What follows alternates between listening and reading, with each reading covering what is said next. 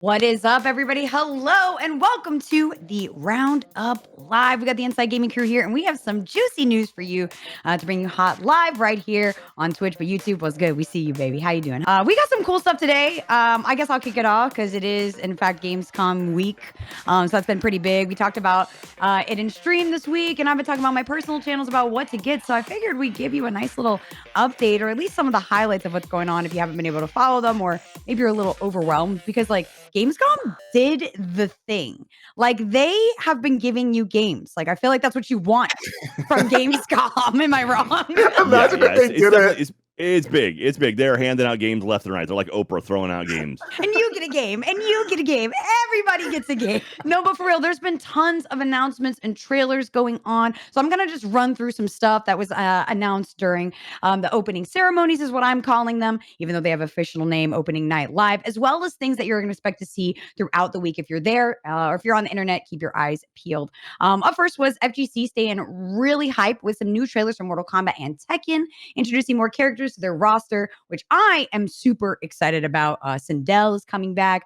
Definitely an anticipated waifu when we started seeing all the others come up. So super excited to see that. And we also have some more stuff too from anticipated titles like Alan Wake, Starfield, Call of Duty, Assassin's Creed, Cyberpunk, as well. Phantom Liberty expansion all got new trailers and had a little fun there during the opening night.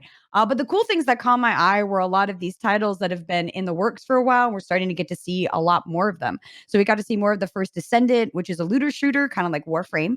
The StarCraft Love Letter Stormgate gets a new trailer, as well as the new Soulsborne Black Myth Wukong, and the MMO Crimson Desert is actually looking incredible if they can pull it out. It's been really fun to see a lot of the new things come up. We've got some surprises as well from the indie fams. We got an announcement for the Killing Floor 3 and Little Nightmares 3, which will also have co-op this time, which is huge. I know, Blizz. I see your face. I'm a Little Nightmares fan. Okay, this is great. Oh, yeah, but the fun didn't stop there. As we said, Payday 3 is coming out soon, so we got a little look at that. I know our team here at Inside Gaming has been excited for that as well.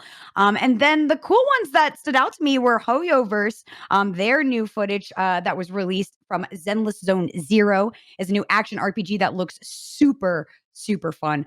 So I've been keeping my eyes peeled from all of that. There was also Nightingale, a new open world survivor crafting game that is also co-op, coming from ex-BioWare devs, as well as Grand Blue Fantasy Relink got a release date, which is super awesome. We've been looking for that. So you can check that game out, coming out February 2024. Now, I know I probably missed some of your favorites. There were a lot of updates and things like that, expansions. I mean, the new season of Diablo, season 2 was announced. But if we missed it, please let us know in the comments. And you can always check out Steam's carousel wish list for any of the upcoming featured games at Gamescom, as well as more details on tons of early access and betas that were announced. But y'all, I have to be honest, I think the best part of Gamescom so far is the drama or lack of security during the opening live night ceremony. I feel like it's starting to be a trend that people want to just, hop up on stage and make fools of themselves respectfully.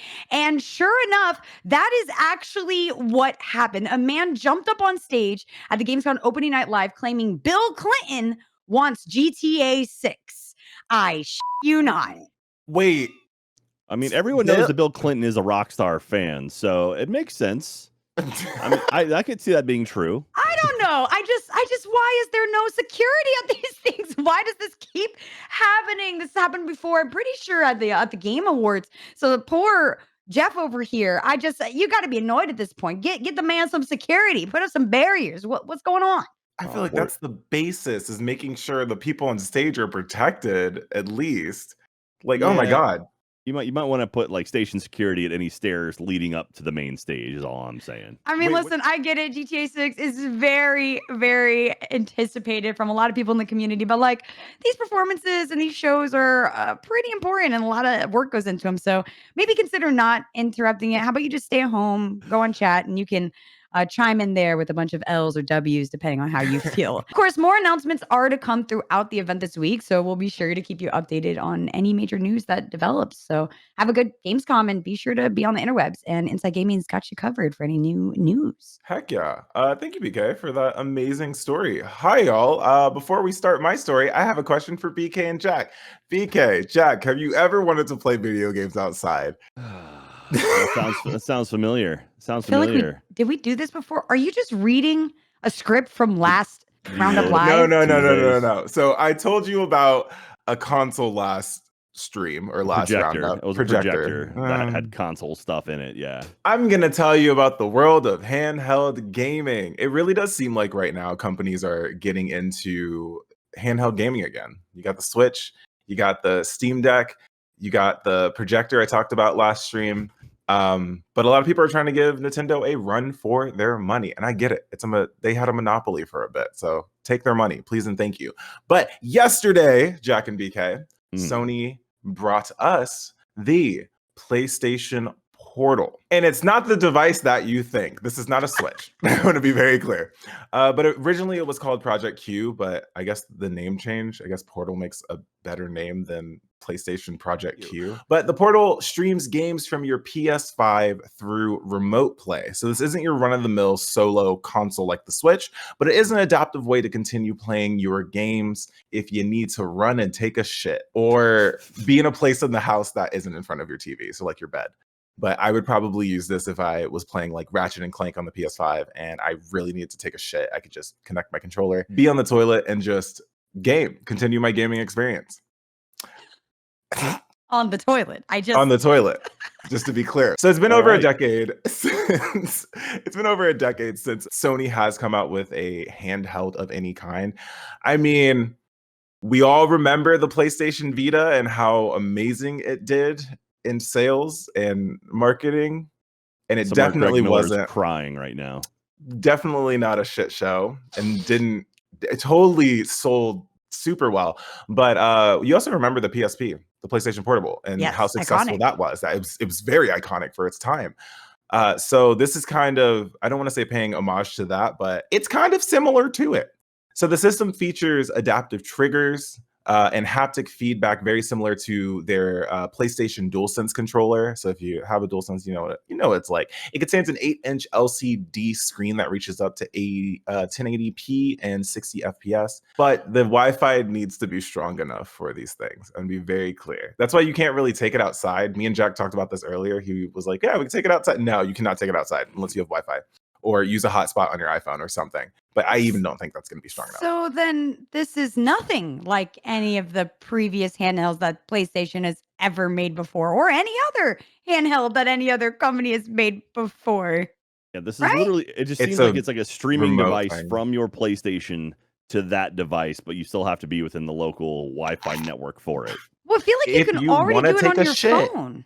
If you want to take a shit, you can take this with you. This is like you said, if you're a true gamer, you'd have a TV and a PS5 in your bathroom. Look, some people in chat aren't true gamers. They don't have what I have.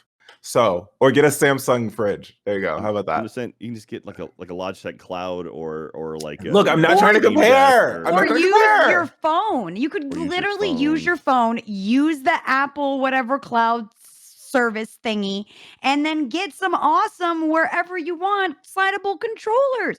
What are you paying? How much are we paying for this? For what? Glorified PlayStation controllers on a monitor. It's only $200. $200.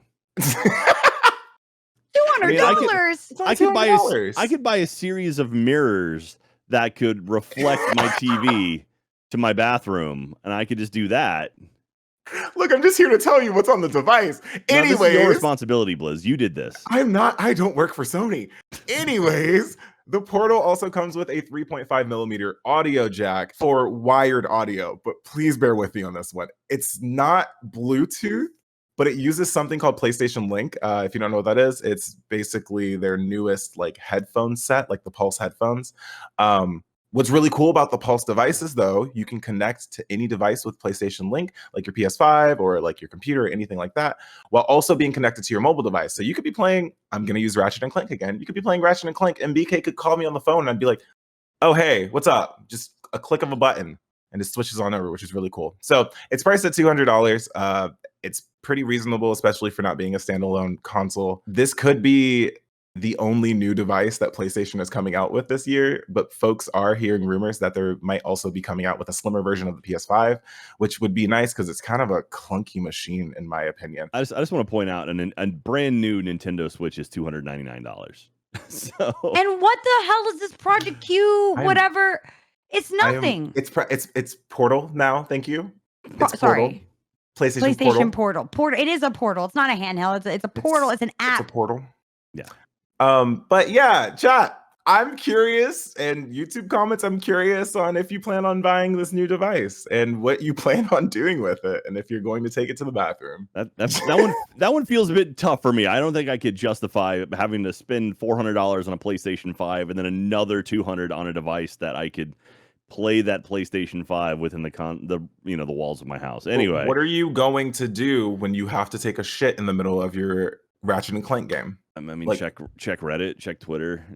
Like, that's pause the game, step away. Well, hey, we talked a little bit earlier about Bill Clinton and his wants for GTA 6. Well, I've got some news for you about GTA 6. I don't have a release date or anything like that, but do you remember last year when a hacker was busted for dropping Grand Theft Auto 6 content on the internet? There's like 90 videos. Information came out about this kid. I say. He was an 18-year-old kid in Oxford, England, who did this. And so right now, a court has found an 18-year-old from Oxford was part of an international cybercrime gang responsible for a hacking spree against major tech firms. So over at the BBC, they have an article about it by Joe Tidy. And this guy, Arion Kurtaj, was part of a group called Lapis $, or Lapis with the second S was a dollar sign. Is this a cryptocurrency? Lapsus. Yeah, it might be. I'm sorry, Blizz, did I take your cryptocurrency article? This is cryptocurrency because a dollar sign could be cryptocurrency. That's true. I mean, dollar sign could be cryptocurrency or just currency. So apparently this hacker group is a group of people based in Brazil and the UK, and two of the members have been kind of like isolated out for this specific hack. It was a 17-year-old and an 18-year-old. Again, the 18-year-old was named Arion Kurtaj. The 17-year-old has not been named because technically they are still a minor. And so right now they are sneaking under that. So what that means, kids, is if you're going to do crime, do it before you turn 18 while you're still a minor. The actual attacks occurred a couple years ago, back in 2021 and 2022, and their targets were not insignificant. This wasn't a low-level thing. These kids were hitting some massive groups. So they were called digital bandits by the courts, which is just great. So their first targets they kind of hit that were the bigger, higher tier targets were BT and EE, which are mobile phone companies out in the UK.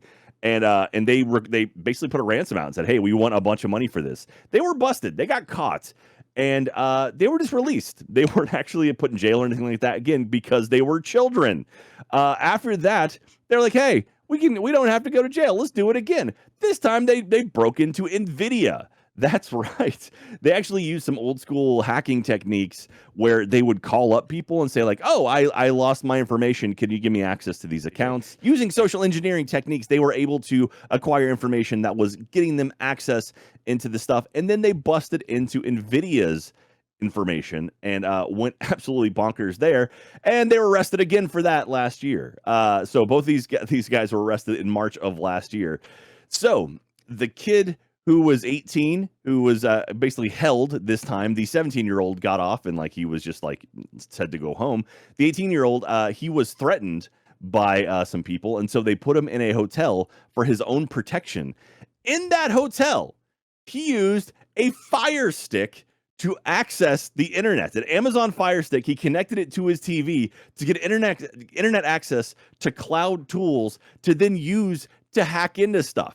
So he used his internet access through his TV, and that's what he used to break into Rockstar Games. That's right. It was done with a Fire Stick. Tons and tons of information got out. Apparently, he claimed that he had downloaded all of GTA 6 and was somehow in their Slack accounts as well, in Rockstar's Slack account, saying, I'm an attacker. I'm not one of you. And don't do that, kids. That's a stupid idea. So they literally busted him, found all his stuff inside the hotel they were holding him at. And now a court has found this kid guilty. And Lord knows how much time and money they will be responsible with. Fun fact, the 17-year-old, still fine. He's still okay. It's nuts. If you've ever seen the movie Hackers, basically this is the movie Hackers with Johnny Lee Miller and Angelina Jolie, except it's real life. So What is the moral of the story, kids? If you're going to hack something, do it before you turn 18. That's Jack. You can't tell people who watch this to commit crimes. If Jack. you're 15 years old, hack into NVIDIA. No, that's not. No, You can't. no. That's not I'm pretty sure that's right. That's the in moral of the another story reality, I think. in your dreams. That's. I don't think you understood the message. Just, Please don't. hack the planet. Don't There's Okay, yeah, that works. razor and blade. Don't get in trouble. I love your ingenuity. This skill is awesome. Let's use it for good somehow. If you're going to hack, steal from the rich and give to the poor. I mean, technically, all of these companies are super rich companies. They make billions of dollars. Never mind. Yeah, commit hacking crimes if you're under the age of 18. That being said, no, do not hack anyone. That is a bad idea. It's a very, very bad idea. You will get caught. IT departments will find you, and you will be arrested and be put in jail if you're 18 or over. Again, Yeah, if you're under 18, saying. do whatever you want. Go nuts. I'm just saying, as easy as it was for you to hack in with your Fire Stick, as easy as them to find out how you did it. Let's be real. Look, I hacked into Rooster Teeth. How do you think I got here? You just put yourself on the rolls, on the payroll. Yeah, I just put and myself. Hey, I work here now. Yeah, no one's questioning it. So we'll keep an eye on the story as it continues to expand, but it looks like it's not good. Obviously, Rockstar was kind of forced to say, like, yes, we are working on GTA 6 after a lot of information came out about it. So, they still haven't released any trailers. People thought maybe Gamescom would have been the place for them to do it. Still hasn't happened yet. So who knows when GTA 6 hits, but I'm looking forward to it when it does. It's never coming. It's the amount of times we've heard about GTA 6, it's never coming. Everyone just give up. Just stay with 5. Gamescom isn't over yet. We still have the rest of the weekend to find out if anything does come out. Maybe now that the cat's out of the bag, maybe we might get a little more details or something. There we go. Thank you so much for bringing us. This was Roundup Live with the Inside Gaming crew. For more news, gaming updates, culture things on the internet space, be sure to tune into us live on Twitch, and we'll see you around on the interwebs. Don't commit crimes.